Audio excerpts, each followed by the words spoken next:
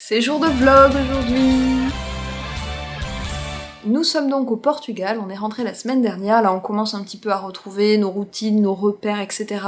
Ça fait du bien pour quelqu'un comme moi qui est un petit peu dans les airs, vous voyez, envolé, tout le temps à faire des projets, ça fait du bien d'avoir des routines, des choses un petit peu plus carrées. Moi je suis vraiment quelqu'un que l'organisation met à l'aise. Et donc bah voilà, je me suis dit qu'un petit vlog à la cool cette semaine, ça pouvait être sympa, je vais vous emmener un petit peu dans notre quotidien.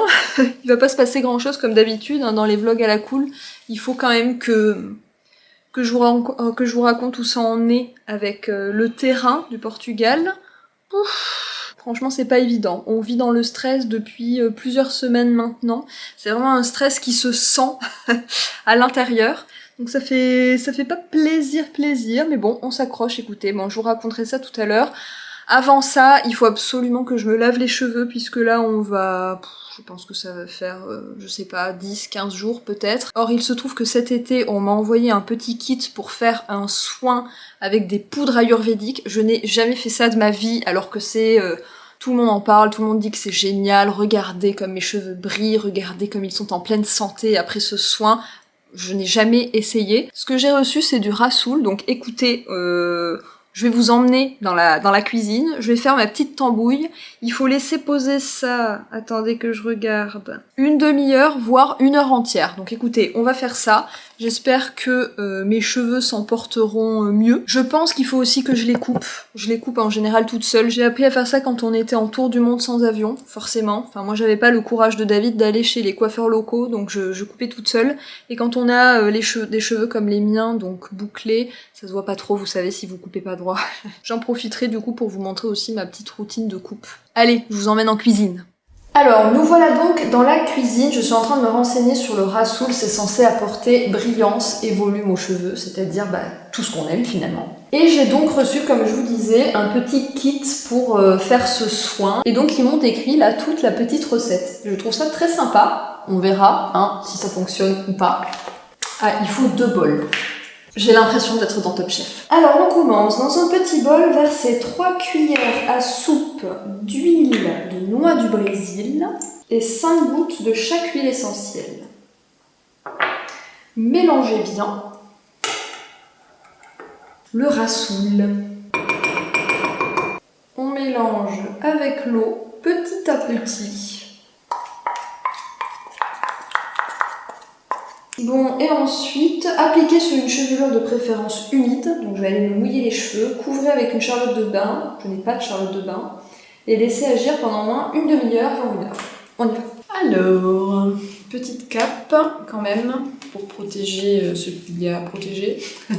J'ai très peur, hein, je vous le dis tout de suite, je n'ai jamais fait de truc pareil.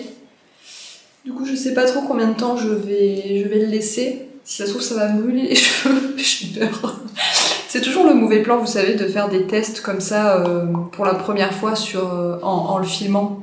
Je sais pas trop comment m'y prendre. En tout cas, ça sent pas super bon. Vous sentez là que je commence à reculer ou pas?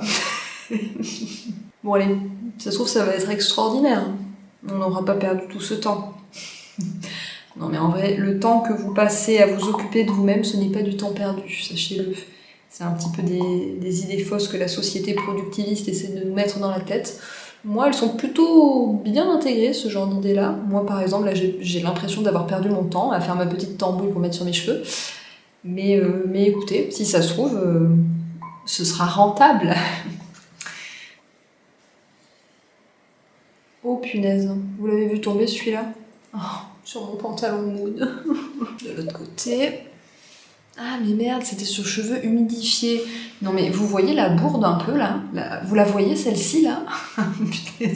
Bon. Allez, je vais humidifier maintenant. Mais il y en a marre.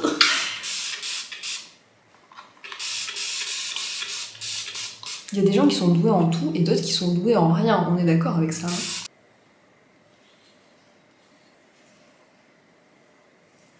Bon voilà, je vais aller mettre ça dans un t-shirt ou une serviette en microfibre. Bon bah voilà, rendez-vous dans 30, 35, 40 minutes.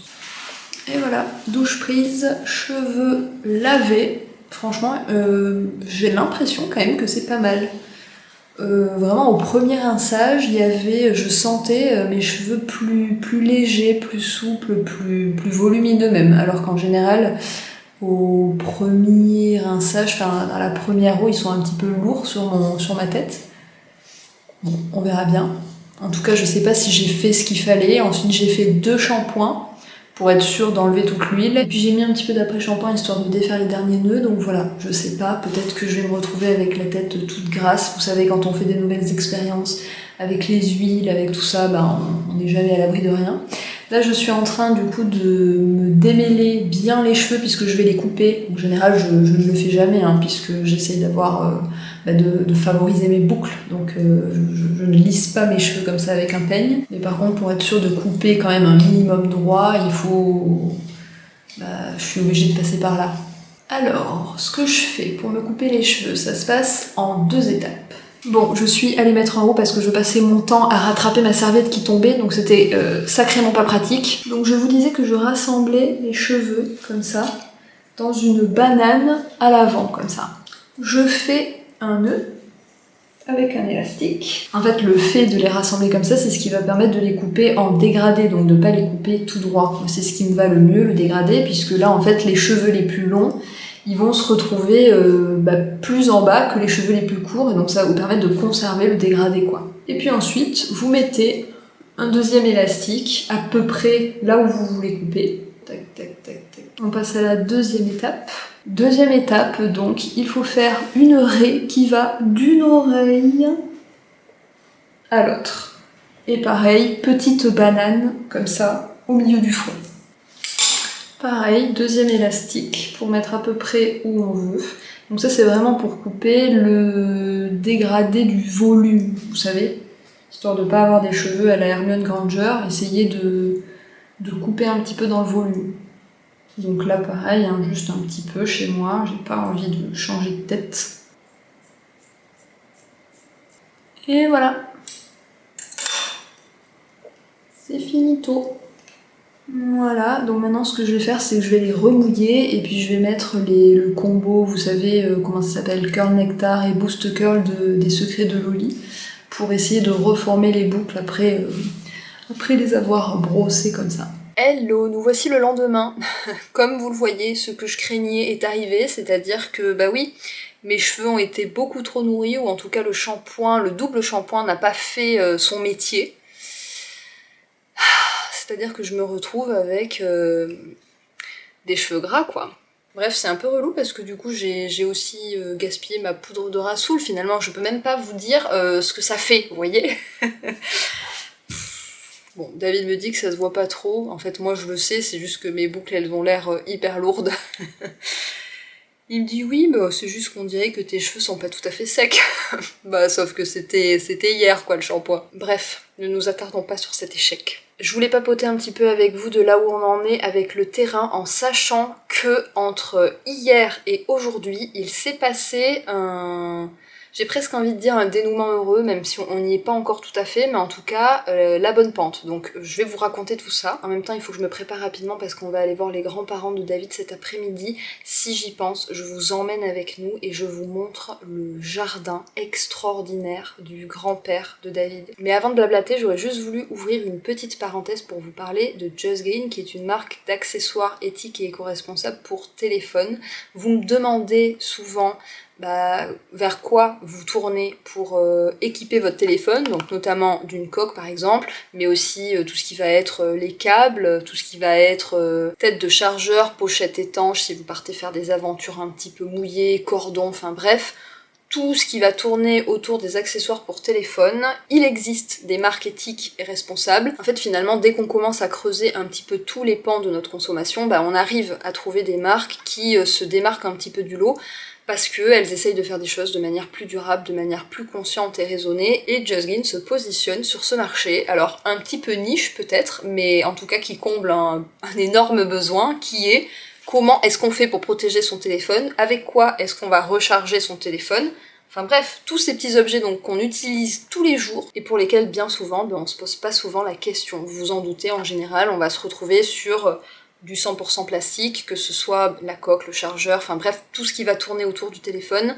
Déjà que le téléphone, c'est pas brillant, hein. En termes de composants, de terres rares et même de conditions de fabrication, on pourrait faire une vidéo entière sur l'impact social et environnemental du téléphone. Or, on est beaucoup aujourd'hui à avoir un smartphone avec soi. Moi la première, puisqu'il s'agit de mon outil de travail. Moi j'essaye toujours de choisir mes téléphones reconditionnés. Je vous mettrai d'ailleurs, si vous voulez, si ça vous dit, des sites où on peut trouver des téléphones reconditionnés, si ça peut vous aider à franchir le pas. Mais pour ce qui traite, des accessoires autour du téléphone, je voulais vous parler de Just Green. Les coques sont dites biodégradables et compostables parce qu'elles sont fabriquées de PLA. PLA, qu'est-ce que c'est ? C'est un polymère qui va être fabriqué à 100% à partir de végétal. Elles se décomposent donc dans le compost industriel sans laisser de résidus toxiques. Just Green récupère les coques, quand on n'en veut plus, on peut leur renvoyer et c'est eux qui s'occupent du compostage. Toutes leurs coques sont fabriquées en Europe et je vous montre d'ailleurs une coque toute noire depuis le début, mais si vous aimez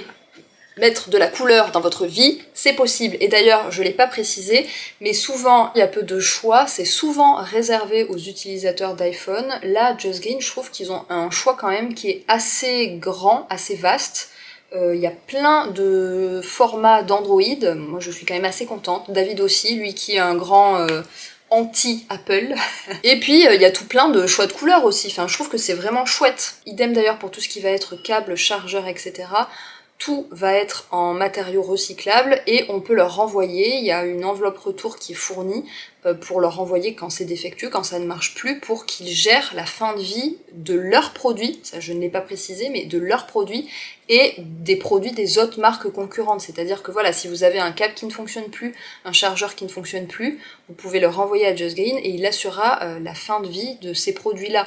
Moi, je me dis qu'il est temps quand même, enfin, que les marques prennent la responsabilité de la fin de vie des produits qu'ils produisent en fait. Que vous dire de plus ? Ah oui, par exemple que les packagings dans lesquels ils sont fournis sont en 100% carton, vous avez 0 plastique à l'intérieur. Ça aussi en fait, tu te dis comment c'est possible qu'aujourd'hui il y ait des marques qui arrivent à produire des packagings 100% carton comme ça, 100% recyclables, alors qu'à côté on va avoir encore du 100% plastique quand on va aller dans les magasins d'électroménager par exemple ou de téléphonie.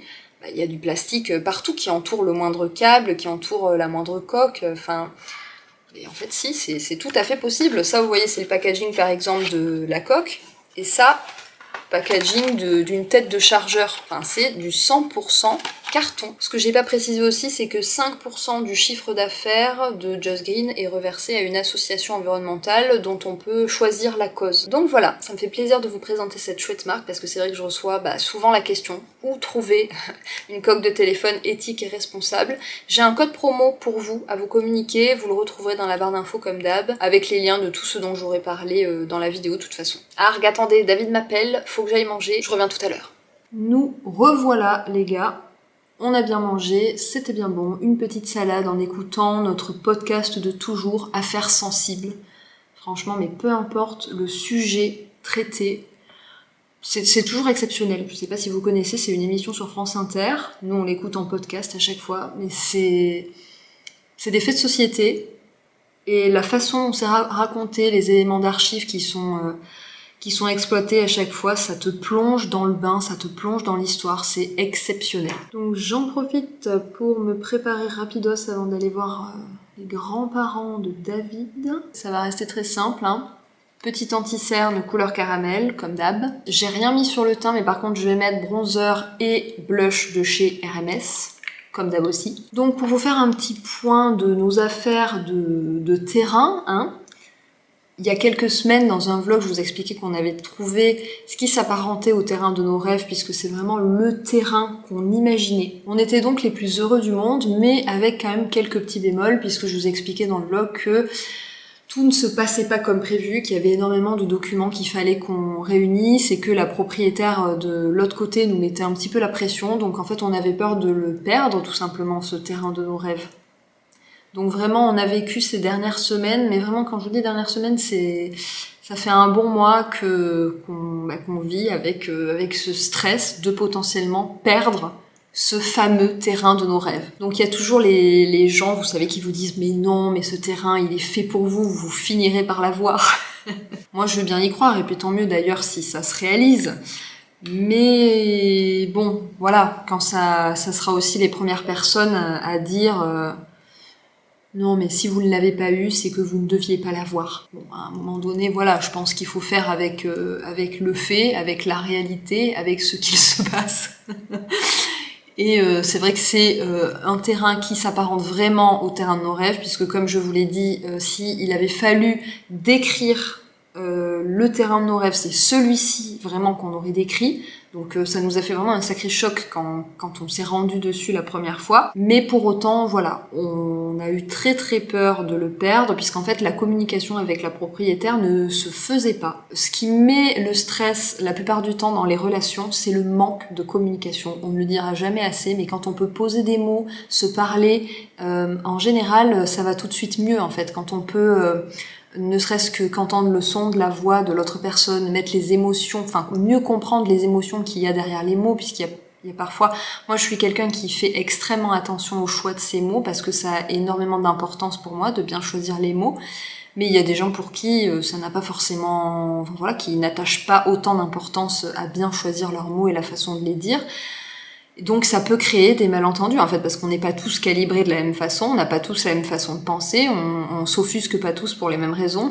Et donc parfois, bah voilà, ça crée des situations de conflit. Rien ne vaut la communication, le fait de se parler, de se dire les choses pour désenvenimer les situations. Sauf que nous, on n'avait pas cette possibilité-là parce que c'était impossible de l'avoir au téléphone. Bref, on a vraiment vécu du stress, vraiment énormément de stress. La situation, en fait, c'est qu'on aimerait nous faire un emprunt pour pouvoir acheter ce terrain et puis pour construire la maison. Et c'est pour faire cet emprunt qu'on avait besoin de réunir pas mal de documents.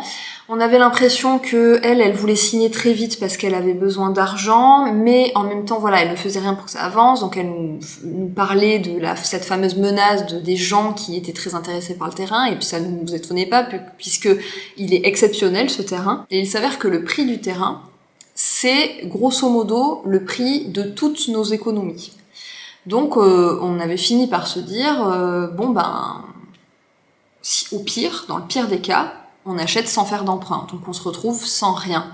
Alors, sans rien, c'est extrêmement privilégié de dire ça, puisque ce n'est pas sans rien, puisque cet argent, on le met pour acquérir une terre. Rien que le fait d'être propriétaire d'une terre, de pouvoir dire « ceci est à moi », c'est extrêmement privilégié quand même comme pouvoir, comme droit. Et de manière globale, on a aussi nos familles, on a des amis, je veux dire, on se retrouverait pas sans rien.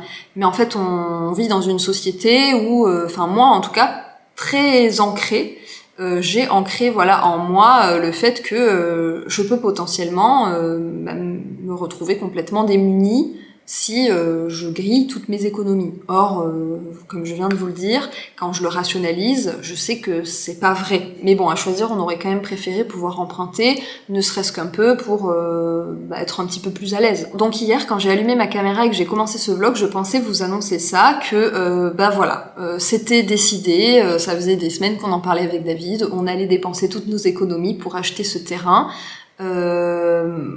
Qu'on allait abandonner l'emprunt parce que c'était vraiment trop compliqué, que la propriétaire voulait l'argent tout de suite, aller trop vite, et ce qui nous permettait pas en fait de réunir tous les documents nécessaires aux banques pour nous accorder le prêt. Donc voilà, on s'était mis d'accord, on s'était dit bon ben allez, on avait jeté les dés quoi. Et entre hier et aujourd'hui, donc hier soir, on a pu discuter enfin avec la propriétaire, on a pu se mettre d'accord, on a pu chacun dire de quoi on avait besoin, on a pu lui expliquer que nous on pouvait dégager une somme d'argent là à la signature du compromis, mais qu'ensuite ça nous arrangeait si on avait un petit peu de temps avant la signature de la vente pour avoir le temps de réunir les documents et d'avoir le prêt. Et finalement, écoutez, il s'avère que tout semblerait s'arranger. Donc on a mis l'avocate sur le coup, elle doit apporter quelques modifications au contrat du compromis, et puis on devrait le signer d'ici la fin de la semaine, donc vous verrez peut-être ça j'aimerais tellement. Là, dans ce vlog, ce serait quand même un heureux dénouement. On ne va pas se le cacher, après toutes ces semaines de stress. Donc là, nos copains qui nous disaient mais si c'est votre terrain c'est qu'il était fait pour vous, vous deviez l'avoir. Bon, écoutez, oui, peut-être. Donc là, j'ai mis un petit trait de crayon marron que je vais venir estomper un petit peu. En tout cas, voilà, ça va peut-être se faire. On va enfin pouvoir signer ce compromis et puis souffler un petit coup, commencer à se projeter sur ce terrain, puisqu'en fait, on se l'est évidemment interdit jusqu'à présent, puisque c'était vraiment très incertain. Et puis potentiellement, on va pouvoir aller vous le montrer aussi. Enfin, bref. Mais bon, elle nous a dit qu'elle nous avait privilégiés parce qu'on avait un projet de construction éco-responsable. Est-ce que c'est pas beau ça quand même? C'est quand même pas une si mauvaise personne, c'est juste que la communication se faisait pas. Hein. Souvent c'est ça, hein. Souvent il n'y a pas de méchant dans l'histoire. Et puis voilà, un petit peu de parfum, Spring Break de chez Olution. Ça sent super bon. Ça sent, c'est vraiment une odeur très sucrée. Ça sent le printemps, ça sent... Enfin, c'est encore la bonne période pour porter ça, parce que là, il fait très chaud, c'est encore l'été. Hein. On est début octobre, mais c'est encore l'été au Portugal. En revanche, ce que je trouve dommage, c'est que c'est pas une odeur qui reste sur les vêtements. Moi, j'aime bien. Mais bon, ça reste agréable quand même. Allez, let's go. Oh, oui, oui. Oui, oui. Oh, oui. Oh, c'est trop mignon.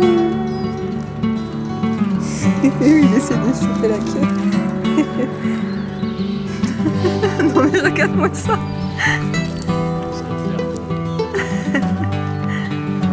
Les haricots qui sèchent. Tout ça là c'est des orangers.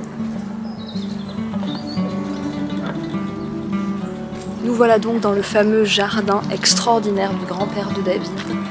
Je vous laisse un petit peu observer le vert autour de moi. Tout n'est qu'abondance. C'est magnifique.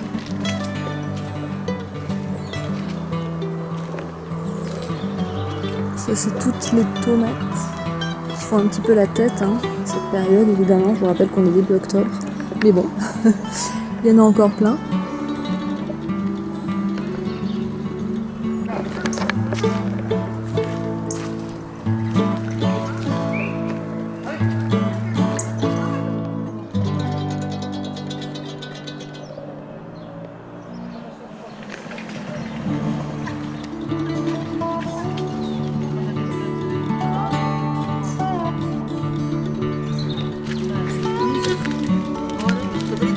Bon, petit update, on vient d'envoyer le contrat à la proprio. Donc écoutez, croisez les doigts de pied, les doigts de main, tout ce que vous pouvez. On espère qu'elle va nous le renvoyer signé. Écoutez, ça ce serait tellement bien.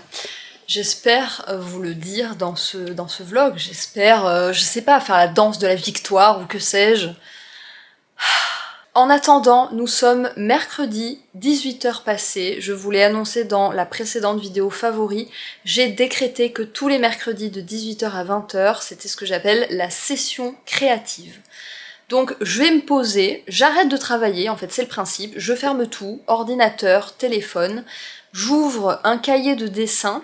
En ce moment, je vais vous montrer, je suis sur le livre Dessiner avec le cerveau droit. Mon but, c'est d'aller jusqu'au bout de ce livre pour me décomplexer un petit peu de mon niveau en dessin qui, comme je vous l'ai dit, s'est arrêté à peu près à l'âge de 5 ans. Et après, je sais pas, commencer de nouvelles choses, dessiner, aller dehors, dessiner ce que je vois, ou je ne sais pas. Vous avez été pas mal en plus dans les commentaires à me dire que vous êtes vous aussi des créatifs refoulés et nuls, et que c'était une bonne idée que vous appliqueriez chez vous, voilà, de vous laisser un petit temps comme ça, juste pour dessiner, enfin, ou faire quelque chose d'autre en fait, quelque chose d'autre qui vous plaît. Il y en a d'autres qui disaient qu'elle s'était mise à la broderie, enfin, en fait, on peut faire tout un tas de choses. Mais c'est vrai que c'est important de sortir des écrans et de se reconnecter un petit peu à quelque chose d'un petit peu plus manuel. C'est une forme de méditation, hein, puisqu'on est concentré à la tâche. Moi, c'est quelque chose en quoi je suis nulle, mais parce que je pense que j'ai pas trop de prédisposition naturelle pour ce genre de choses, et puis après en fait je me suis un peu construite comme ça en me disant que j'étais nulle, et ce qui n'a rien arrangé puisqu'après bah, j'ai jamais voulu trop essayer de faire vu que voilà j'ai cette arrière-pensée qui me dit que je suis pas capable. Alors qu'en fait, vous savez quoi, tout le monde est capable de tout. Alors évidemment je ne serai pas exposée au musée Pompidou, mais ce n'est pas non plus mon objectif de vie. Mais je pense par exemple que je suis tout à fait capable de dessiner ce que je vois avec, alors bah, peut-être beaucoup d'entraînement, peut-être beaucoup plus que la moyenne, mais en tout cas avec de la volonté, et du temps passé aussi, du temps que j'ai choisi de consacrer à ça, bah je peux y arriver. Et vous aussi. Bref, je ne vais pas me transformer en coach pour créatifs nuls. Je pense que ça ne mènerait nulle part, et vous non plus. Mais allez, allons dessiner.